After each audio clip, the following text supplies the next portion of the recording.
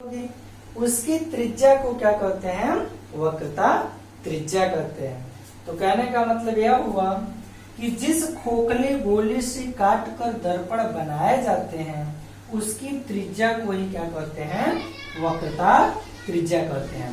या एक और डिफिनेशन बोल सकते हैं, वक्रता केंद्र व ध्रुव के बीच की यह जो दूरी है, वक्रता केंद्र व ध्रुव के बीच की जो दूरी है, इसी दूरी को ही क्या कहते हैं? वक्रता त्रिज्या कहते हैं।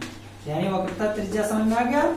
यानी जिस खोखले गोले से दर्पण बनाए जाते हैं उसकी त्रिज्या को वक्रता त्रिज्या कहते हैं, अथवा वक्रता केंद्र व दर्पण के ध्रुव के बीच की दूरी को क्या कहते हैं? वक्रता त्रिज्या कहते हैं। इसको कैपिटल आर से प्रदर्शित करते हैं, वक्रता केंद्र को सी से प्रदर्शित करते हैं, ध्रुव को पी से प्रदर्शित करते हैं। पोल होता है, सेंटर होता है, रेडियस होता है। ठीक है, अब आगे देखा जाए चौथा बात,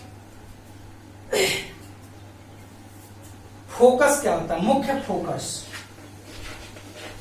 मुख्य फोकस, मुख्य फोकस क्या है? वक्रता केंद्र व दर्पण के ध्रुव का जो एकदम मध्य बिंदु होगा, वक्रता केंद्र और दर्पण का जो मध्य बिंदु होगा वही उसका क्या कहलाता है? मुख्य फोकस कहलाता है। ठीक, तो पूछेगा मुख्य फोकस क्या है, तो हम लोग कहेंगे वक्रता केंद्र तथा दर्पण के ध्रुव के मध्य बिंदु को ही क्या कहते हैं? दर्पण का मुख्य फोकस कहते हैं। ठीक है, आइए अगला देखा जाए, मुख्य अक्ष भी होता है। मुख्य अक्ष देखिएगा, एक हम रेखा खींच देते हैं, सीधी रेखा, ऐसी रेखा जो वक्रता केंद्र, मुख्य फोकस और दर्पण से बिल्कुल सीधी होती हुई निकल जाए, उसी को हम लोग क्या कहेंगे? दर्पण का। ये क्या हो गया? मुख्य अक्ष हो गया। ध्यान समझिएगा, मुख्य अक्ष क्या है? वक्रता केंद्र, मुख्य फोकस और दर्पण के ध्रुव को मिलाने वाली रेखा को क्या कहते हैं? दर्पण का मुख्य अक्ष। पूरी बातें क्लियर हो गई? फिर से एक लाइनिंग में देख लेते हैं। वक्रता केंद्र क्या है? जिस खोखले गोले से दर्पण बनाए जाते हैं उसके केंद्र को वक्रता केंद्र कहते हैं। दर्पण का ध्रुव क्या है? जिस खोखले गोले से दर्पण बनाया जाता है उसकी परिधि पर स्थित कहीं भी कोई भी बिंदु दर्पण का ध्रुव कहलाता है। वक्रता त्रिज्या क्या है? जिस खोखले गोले से दर्पण बनाए जाते हैं उसकी त्रिज्या को वक्रता त्रिज्या कहते हैं, अथवा वक्रता केंद्र और दर्पण के ध्रुव के बीच की दूरी को वक्रता त्रिज्या कहते हैं। मुख्य फोकस क्या है? वक्रता केंद्र और दर्पण के ध्रुव के मध्य बिंदु को मुख्य फोकस कहते हैं। मुख्य अक्ष क्या है? वक्रता केंद्र, मुख्य फोकस और दर्पण के ध्रुव को मिलाने वाली सीधी रेखा को मुख्य अक्ष कहा जाता है। करेक्ट हो गया? अब आया जाए, हम लोग बढ़ते हैं आगे, अवतल दर्पण के बारे में आज पढ़ेंगे। अवतल दर्पण क्या है? ठीक, अभी हमने पिछले अध्याय में भी, पिछले ही टॉपिक में बताया था कि यानी कि दर्पण जो होते हैं वो कांच के खोखले गोले का कटा हुआ भाग होते हैं। एक भाग को जैसे हमने काट कर निकाला था तो उसकी आकृति इस प्रकार से थी और दूसरी की आकृति इस प्रकार से थी। हमने बोला था उठे हुए भाग से प्रकाश का परावर्तन तब होगा जब धसे हुए भाग पर कलई करेंगे। धसे हुए भाग पर प्रकाश का परावर्तन तब होगा जब उभरे हुए भाग पर कलई कर दें। जब उभरे हुए भाग से प्रकाश का परावर्तन होगा तो वह उत्तल दर्पण होगा, जब धसे हुए भाग से प्रकाश का परावर्तन होगा तो अवतल दर्पण होगा। ठीक है, तो आया अवतल दर्पण देखा जाए क्या है। अवतल दर्पण कांच के खोखले गोले का एक ऐसा कटा हुआ भाग है जिसके ऊपरी भाग पर, उभरे हुए भाग पर कलई कर दी जाती है और धसे हुए भाग से प्रकाश का परावर्तन। ये हमारा अवतल दर्पण है। ठीक है, हमारा अवतल दर्पण उभरे हुए भाग पर कलई कर दी गई है और धसे हुए भाग से प्रकाश का परावर्तन हो रहा है। ठीक, अब देखा जाए अवतल दर्पण से प्रतिबिंब का बनना, ये बहुत ही इंपॉर्टेंट है। अवतल दर्पण से प्रतिबिंब का बनना कुल 6 स्थितियां संभव है।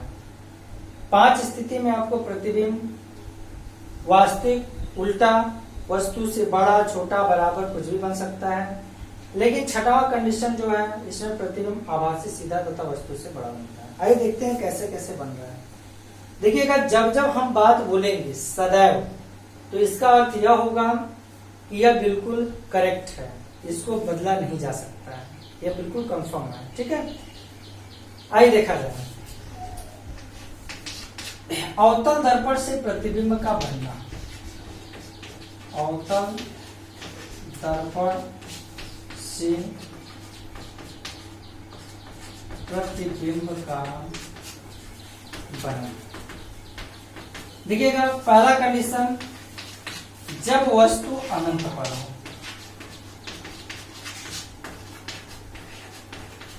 जब वस्तु अनंत पर हो। देखिएगा यह हमारा अवतल दर्पण होता है, ध्यान से देखिएगा, यह अवतल दर्पण है। अवतल दर्पण कांच के खोखले गोले का कटा हुआ भाग होता है, इसका यहाँ पे केंद्र आएगा, यहाँ पे इसका ध्रुव होगा, इससे होकर जाने वाली रेखा मुख्य अक्ष कहलाएगी। यहाँ तक तो कोई दिक्कत नहीं है। बोले हमने बताया जो वस्तु अनंत पर, अनंत है कहाँ, अनंत को किसी ने नहीं देखा। अनंत का यह मतलब हो गया कि काफी दूर है, बहुत दूर है। जब वस्तु अनंत पर स्थित होती है तो अनंत से चलने वाली जो भी किरणें होती हैं सदैव मुख्य अक्ष के समांतर चलती हैं। सदैव क्या होती है, मुख्य अक्ष के, सदैव शब्द बोल रहे हैं, सदैव सदैव सदैव मुख्य अक्ष के समांतर होती हैं। तो जैसे हम मुख्य अक्ष के समांतर चलेंगे तो यह दर्पण से क्या होंगे, टकराएंगे। जैसे ही दर्पण से टकराएंगे तुरंत वहां से रिफ्लेक्ट होंगे, यानी परावर्तित होंगी। परावर्तित होने के पश्चात यह मुख्य अक्ष पे स्थित किसी भी बिंदु पर वह क्या करेंगे, प्रतिबिंब बना देंगे। सी व पी के बीच कहीं भी प्रतिबिंब बनाएंगे। तो ध्यान दीजिएगा, जब वस्तु अनंत पर स्थित है तो ध्यान समझिएगा, जब वस्तु अनंत पर स्थित होगी तो काफी बड़ी रही होगी। भाई सूर्य तारे अगर अनंत पर स्थित है तो वहां पे जाने के पश्चात तो काफी बड़े ही होंगे ना। लेकिन उन वस्तुओं का जो प्रतिबिंब बना है बिल्कुल छोटा, जहां पे दो कीड़े आपस में काटेंगी वही उसका प्रतिबिंब बनेगा। ठीक है, तो यह प्रतिबिंब देख रहे हैं, काटने के पश्चात एकदम बिंदु के आकार का बन रहा है, मतलब अत्यंत छोटा बन रहा है। तो कहने का मतलब हो गया कि यह वास्तव में काट रहा है, यानी प्रतिबिंब कैसा बनेगा, वास्तविक बनेगा। ठीक है, तो प्रतिबिंब कैसा बनेगा भाई, देखा जाए। प्रतिबिंब वास्तविक, उल्टा तथा वस्तु से अत्यंत छोटा, अत्यंत छोटा तथा कहां पर बना, तथा सी व पी के मध्य बना। ठीक, अब आया देखा जाए, अब वस्तु को थोड़ा सा और आगे लाया जाए। अब अभी तो वस्तु अनंत पे स्थित थी, बहुत दूर थी, अब वस्तु को हम अनंत व सी के बीच में ला रहे हैं। अनंत व सी के बीच और मध्य में बहुत अंतर होता है। बीच का मतलब जैसे कह रहे हैं हम बोर्ड और कैमरे के हम बीच में हैं, तो कहने का मतलब बीच का अर्थ हो गया हम यहां भी हो सकते हैं और यहां भी हो सकते हैं। ठीक, अगर मध्य की बात करें तो मध्य मतलब जितना डिस्टेंस वहां से यहां तक है उतने ही डिस्टेंस यहां से वहां तक है। ठीक है, तो आइए देखा जाए। पहले कंडीशन में जब वस्तु अनंत पर स्थित होती थी तो प्रतिबिंब अत्यंत छोटा बन रहा था, वास्तविक और उल्टा बन रहा था, सी व पी के मध्य पे बन रहा, सॉरी मध्य बन रहा था। ठीक है, सी व पी के बीच में बन रहा था। आइए देखा जाए अगला, जब वस्तु कहां पर स्थित हो, थोड़ा सा और आगे लाया जाए। जब वस्तु अनंत व सी के बीच हो, अनंत व सी के बीच हो, ध्यान देखिएगा, ये हमारा अवतल दर्पण होता है। अवतल दर्पण कांच के खोखले गोले कटा हुआ भाग है, तो यहाँ पे क्या आएगा, सी आएगा, यहाँ पे इसका क्या होगा, एफ आएगा, यहाँ पे इसका पी आएगा, इससे होकर जाने वाली रेखा क्या कहलाएगी, मुख्य अक्ष कहलाएगा। वस्तु अब हमारी स्थित कहां पर है, सी व पी के, सी व अनंत के बीच स्थित है। इससे चलने वाली जो किरण होगी टकराएगी तथा मुख्य फोकस से होकर जाएगी। ठीक, अब देखिएगा दूसरी किरण अगर हमारे सीधा मुख्य फोकस से होकर जाए तो दर्पण से टकराने की वजह सीधी हो जाएगी।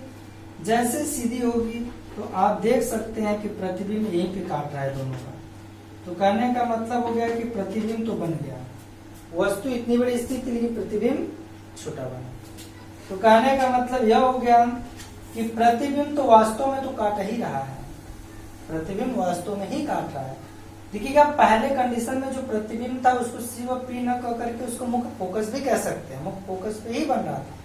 ठीक है, इसमें देखिएगा यानी प्रतिबिंब कैसा बनेगा भैया, वास्तविक, उल्टा तथा वस्तु से छोटा। अत्यंत छोटा नहीं बना, वस्तु से कुछ छोटा बन रहा है, वस्तु से छोटा तथा कहां पर बना, सी व एफ के बीच। कहां बना, सी व एफ के बीच। ये हमारा वक्रता केंद्र था और ये एफ था, इसी के बीच में प्रतिबिंब बना है। यहाँ पर वस्तु से क्या था, छोटा था। ठीक, जब वस्तु अनंत व सी के बीच में स्थित थी तो प्रतिबिंब वास्तविक, उल्टा था वस्तु से छोटा बनता, सी व पी के बीच। ऐसा पूछता है 1 नंबर 2 नंबर में कि जब वस्तु किरण आरेख खींचिए, जब वस्तु अनंत, अवतल दर्पण में किरण आरेख खींचिए जब वस्तु अनंत व सी के बीच है, तो किरण आरेख यही है। ठीक, अब वस्तु को थोड़ा सा और आगे लाया जाए। वस्तु को थोड़ा सा और आगे लाने का मतलब क्या हो गया कि वस्तु को जैसे ही थोड़ा और आगे लाएंगे तो डायरेक्ट वस्तु को सी पर ही रख दीजिए। जब वस्तु सी पर हो, सी मतलब वक्रता केंद्र पर ही वस्तु स्थित हो, ध्यान दीजिएगा। ये इसका मुख्य अक्ष होगा, यहाँ पर पी हो गया, भैया खोखले बोलेगा कांच है तो यहाँ पे सी होगा, यहाँ पर क्या होगा, एफ होगा। वस्तु अब हमारा डायरेक्ट कहाँ पर स्थित है, सी पर। तो चलने वाली किरण जो टकराएगी तो मुख्य फोकस से ही होकर जाएगी। दूसरी जो किरण है मुख्य फोकस से जैसे ही टकराएगी तो यह टकराने के पश्चात बिल्कुल क्या हो जाएगी, सीधी हो जाएगी। ध्यान दीजिएगा। तो अब स्पष्ट समझ में आया कि प्रतिबिंब यहाँ पे काट रहा था, यानी इसको जैसे ही मुख्य से मिलाएंगे तो पता चला कि जितना बड़ा प्रतिबिंब था उतने बड़ा क्या था, वो वस्तु थी। तो कहने का मतलब यह हो गया कि प्रतिबिंब वास्तव में तो काट ही रहा है यहाँ पर, तो प्रतिबिंब वास्तविक बन रहा है, उल्टा बन रहा है तथा वस्तु के, देखिए वस्तु की लंबाई सीधे मुख्य अक्ष से ली आती है कि वस्तु कितना बड़ा बन रहा है, तो मुख्य अक्ष से तो एक में काट रहा है। तो कहने का मतलब हो गया कि जितना बड़ा वस्तु था उतना बड़ा प्रतिबिंब बन रहा है। तो कहने का मतलब यह हुआ कि प्रतिबिंब वास्तविक, उल्टा तथा वस्तु के, वेरी गुड, बराबर, वस्तु के बराबर तथा कहां पर बना, तथा सी पर ही बना। कहां पर बना, सी पर ही बना। ठीक, अब वस्तु को और आगे लाए, जैसे वस्तु अनंत पे थी, अनंत व सी के बीच लाए, डायरेक्ट सी पर लाए। अब क्या लाएंगे, सी व एफ के बीच में लाएंगे। जब वस्तु सी व, देखा जाए, जब वस्तु सी व एफ के बीच हो, वक्रता केंद्र मुख्य फोकस के बीच हो, पी हो गया, यहाँ पे इसका क्या होगा, मुख्य फोकस होगा, मान लेते हैं यहाँ पे इसका वक्रता केंद्र होगा। वस्तु सी व एफ के बीच स्थित हो तो पहले क्या टकरा कर सीधे मुख्य फोकस से होकर जाएगी। अब देखिएगा दूसरी किरण मुख्य फोकस से होकर जा रही है, लेकिन टकराने के पश्चात बिल्कुल सीधी हो जा रही है। बिल्कुल सीधी होने का मतलब यह हो गया कि यह जा करके जब इस वस्तु को काटेगी यहाँ पर, तो प्रतिबिंब हमारा मुख्य अक्ष से ही नापेंगे। वस्तु इतनी बड़ी थी लेकिन प्रतिबिंब यहाँ पे क्या हो गया, बढ़ गया। दिखाई दे रहा है ना, वस्तु छोटी थी लेकिन प्रतिबिंब क्या हो गया, बड़ा हो गया। लेकिन देख रहे हैं प्रतिबिंब बन कहाँ पे रहा है, अनंत व सी के बीच में ही बन रहा है। ठीक, तो आइए देखा जाए, यानी ये चौथा कंडीशन था हम लोग का, यानी कि जब वस्तु सी व एफ के बीच स्थित होती है तो ऐसे कंडीशन में वस्तु का जो प्रतिबिंब होता है वो वास्तविक तो बनता ही है, वास्तविक, उल्टा तथा वस्तु से बड़ा बन रहा है। तथा कहां पर बन रहा है, वस्तु से बड़ा बन रहा है तथा अनंत व सी के बीच में बन रहा है, तथा अनंत व सी के बीच बन रहा है। ठीक, कंफर्म हो गया। अब वस्तु हमारा सी व एफ के बीच स्थित है, वस्तु को थोड़ा और आगे बढ़ाया जाए पांचवें कंडीशन में, यानी डायरेक्ट हमारा वस्तु कहां पर स्थित हो, एफ पर स्थित हो। ध्यान दीजिएगा, यानी जब वस्तु कहां पर स्थित हो, मुख्य फोकस पर ही स्थित हो। जब वस्तु कहां पर स्थित हो, एफ पर स्थित हो, यानी जब वस्तु एफ पर हो। जब हमारा वस्तु एफ पर होगा तो आइए देखा जाए क्या कंडीशन होगी। ये हमारा मुख्य फोकस है, वक्रता केंद्र है। तो मुख्य फोकस से चलने वाली किरण जैसे टकराएगी पुनः मुख्य फोकस से होकर जाएगी। दूसरी किरण जैसे ही दर्पण से टकराएगी वैसे ही टकराने के पश्चात बिल्कुल क्या हो जाएगी, सीधी हो जाएगी। अब आपको पता है कि दो समांतर किरणें एक दूसरे को कहां पे काटती हैं, अनंत पर काटती है, कहीं बीच में नहीं काट पाएंगे। अगर थोड़ा सा टेढ़ी होती है तो कहीं ना कहीं काटेंगे, लेकिन अगर दोनों समांतर कीड़े हो गए तो एक दूसरे को सीधे कहां पे काटेंगे, अनंत पर ही काटेंगे। तो ध्यान दीजिएगा, यह दो समांतर कीड़े हो गए, यह दूसरे को कहां पे काटेंगे, अनंत। अनंत पे जब काटेंगे भाई तो प्रतिबिंब अनंत कैसा बनेगा, काफी बड़ा बनेगा। और वस्तु इतनी बड़ी थी वहां पे बनेगा तो काफी बड़ा बनेगा। ठीक, तो प्रतिबिंब देखिए कैसा बन रहा है, वास्तविक, उल्टा तथा वस्तु से अत्यंत बड़ा, अत्यंत बड़ा तथा कहां पर बना, तथा अनंत पर बना। बिल्कुल अब कंफर्म हो गया होगा। हमने पांचवें कंडीशन में वस्तु को बढ़ा करके यहाँ पे रखा एफ पर। अब वो लास्ट और आखिरी कंडीशन है जब वस्तु को एफ और पी के बीच में रखा जाएगा, यानी जब वस्तु कहां पर स्थित हो, एफ व पी के बीच स्थित है। जब वस्तु एफ व पी के बीच हो, ध्यान दीजिएगा, जब वस्तु एफ व पी के बीच स्थित होगा तो यह तो वक्रता केंद्र रहेगा ही, यह मुख्य फोकस है ही। अब वस्तु हमारे यहाँ पर स्थित है, इससे चलने वाली किरण टकराएगा, मुख्य फोकस से होकर जाएगी। दूसरी किरण टकराएगी, थोड़ा सा क्या हो जाएगी, तिर्यक हो जाएगी और यह आगे बढ़ने लगेगी। लेकिन वास्तव में कहाँ पे काटेगी, लेकिन अब थोड़ा सा तिर्यक हो गई तो दो तिर्यक रेखाएं दूसरे को कहीं ना कहीं पर काटती है, लेकिन वास्तव में स्पष्ट नहीं हो पा रहे कहाँ पे काटेंगे। तो इस कारण इसके प्रतिबिंब को हम लोग थोड़ा सा पीछे मिला लेते हैं, पीछे बढ़ा लेते हैं। अब ध्यान दीजिएगा, जैसे पीछे बढ़ाएंगे तो ये हम लोग आभास करा कर बना रहे हैं, तो यह प्रतिबिंब कैसा हो गया, आभासी हो गया। तो ध्यान दीजिएगा, कहने का मतलब यह हो गया कि हम लोग प्रतिबिंब को आभास करा कर ही बना रहे हैं, लेकिन दर्पण के पीछे प्रतिबिंब बन रहा है। पीछे का मतलब फोड़ कर नहीं बन रहा है, उसके पीछे अनुमानित है, आभासी है। तो प्रतिबिंब कैसा होगा, आभासी। आभासी प्रतिबिंब सदैव कैसा होता है, सीधा होता है। आभासी सीधा तथा वस्तु से बड़ा तथा कहां पर बना, तथा दर्पण के पीछे बना, दर्पण के पीछे। यही टोटल हमारे 6 कंडीशन थे। यानी अवतल दर्पण से प्रतिबिंब का बनना हमने पहले भी बताया था इस ग्राफ को दिखाने से कि 6 कंडीशन होती हैं। 5 कंडीशन में प्रतिबिंब वास्तविक और उल्टा बनता है, जिसमें कुछ प्रतिबिंब वस्तु से बड़ा भी होता है, छोटा बराबर भी होता है। लेकिन 6वां जो कंडीशन था, इसमें वस्तु जब एफ और पी के बीच स्थित होता है तो प्रतिबिंब आभासी, सीधा तथा वस्तु से बड़ा बनता है, वो भी दर्पण के पीछे बनता है। अब आइए हम लोग बात करेंगे अवतल दर्पण की उपयोग। देखिए अवतल दर्पण के कहाँ उपयोग किए जाते हैं। ध्यान दीजिएगा, जब भी आप वाहन के जो हेडलाइट होते हैं उसमें आप देखते होंगे कि यहाँ पे जो बल्ब लगा करके इसमें देखते होंगे इस तरीके से मुड़ा हुआ होता है, जिसके उभरे भाग पर काफी कलई कर दी जाती है, और निचला वाला भाग देखते होंगे काफी चमकीला होता है। इसमें बल्ब की रोशनी क्या होती है, ऊर्जा आगे की तरफ बढ़ती है। तो कहने का मतलब हो गया, पहला वाहनों के हेडलाइट में, वाहनों के हेडलाइट में। अगला देखा जाए दूसरा,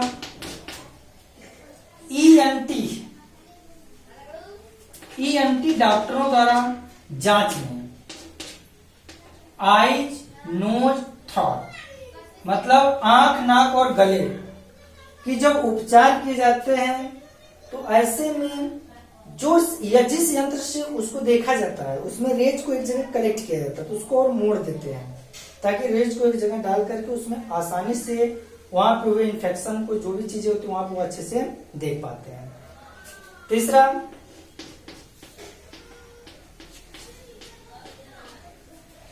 समुद्री यान को जो भी होते हैं उनको दिशा देने के लिए जो संकेत लगे होते हैं, उसमें जो बल्ब होते हैं उसमें भी हमारे कौन से लेंस लगाए जाते हैं, सॉरी दर्पण लगाए जाते हैं, अवतल दर्पण लगाए जाते हैं।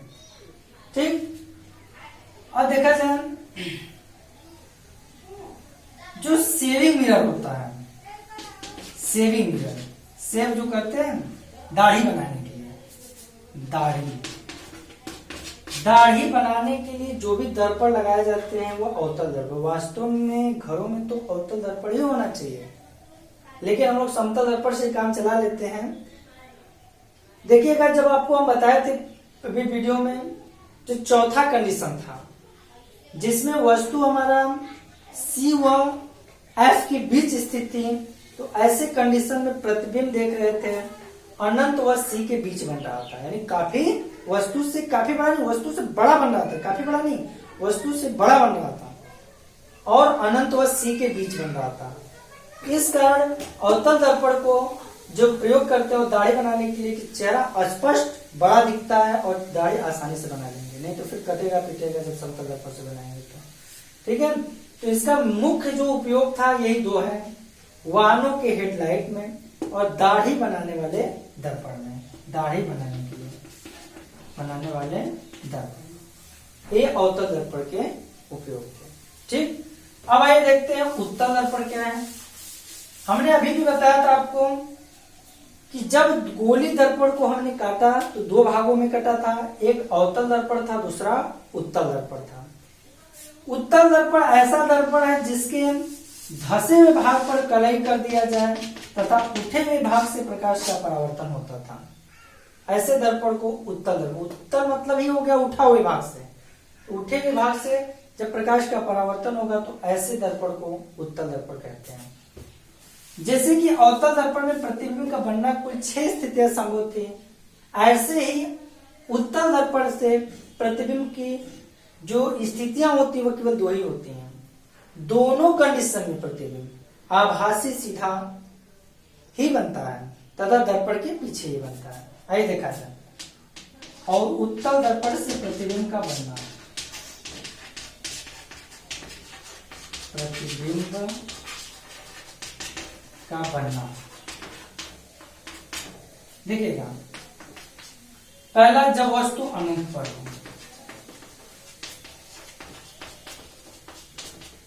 दूसरा जब वस्तु दर्पण के सामने कहीं भी स्थित हो, जब वस्तु दर्पण के सामने